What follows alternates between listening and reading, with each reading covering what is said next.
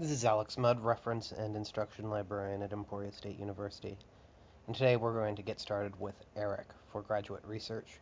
ERIC is operated by the federal government and is one of the oldest databases and clearinghouses of education information in existence. Back in the 50s, Dwight D. Eisenhower, the 34th United States President, set forth the funding that would lay the groundwork for ERIC. It wasn't until 1966 that ERIC becomes available to the public. Today we're able to access ERIC electronically in two different ways.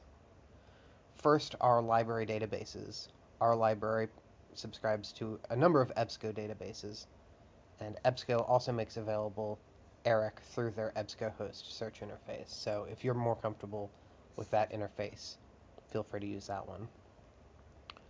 We're going to look at the free online ERIC, available at eric.ed.gov. Once you've gotten to ERIC, you'll see their basic search bar. From here, we could begin to conduct our search. However, since ERIC is so big, we're going to want to look at some advanced search options that will allow us to refine our result. Over here, you'll see their list of advanced search tips. This list will give you all the different ways that you can narrow down your search results. For instance, you can use quotes to search for a specific phrase. You can use the field term syntax to limit to a specific author or to search only in abstracts. And you can also use Boolean operators. You can also use the Boolean operators and or to limit your search results. Or you can use the minus symbol to exclude terms. One other critical feature of ERIC is the thesaurus tool. Using the thesaurus tool, we're able to use the controlled vocabulary available in ERIC. I can search thesaurus descriptors and include synonyms and dead terms. For instance, if I was interested in teaching English for speakers of other languages, I might want to try ESL. I can see that instead of using TESOL, I can use the subject term English, in parentheses, second language, as part of my search. I can also see related terms, broader terms, and narrow terms, as well as the terms that English second language replaces. I should use English second language instead of ESL, ESOL, TESOL, and all those other alphabet soup acronyms. I'm going to go ahead and search the collection using this descriptor. Now that I've done my search, I can see that I'm getting 34,740 results. I'm going to want to continue to narrow that down. Over here on the left-hand side, I can see all my different faceted search limiters.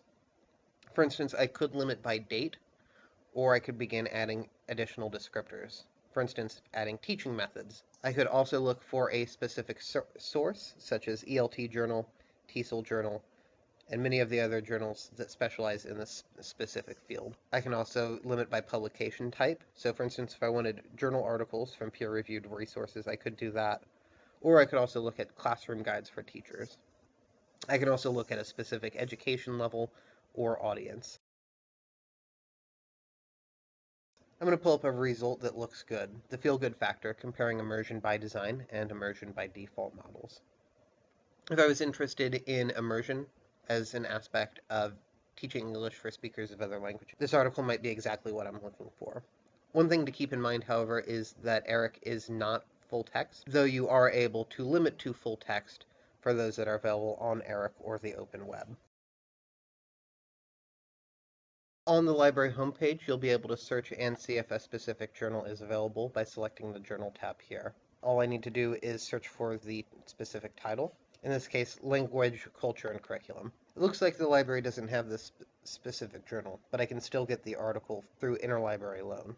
Back on the library homepage, I can head over to I want to request an interlibrary loan. I'll be prompted to log in with my BUZN, and once I'm in here, I can submit a new request. Since I'm looking for articles, I'll hit that, and then all I have to do is fill out the required fields, including the title of the journal, the year, the page numbers, and the article title. I'll get an email in a few days notifying me that the article has arrived.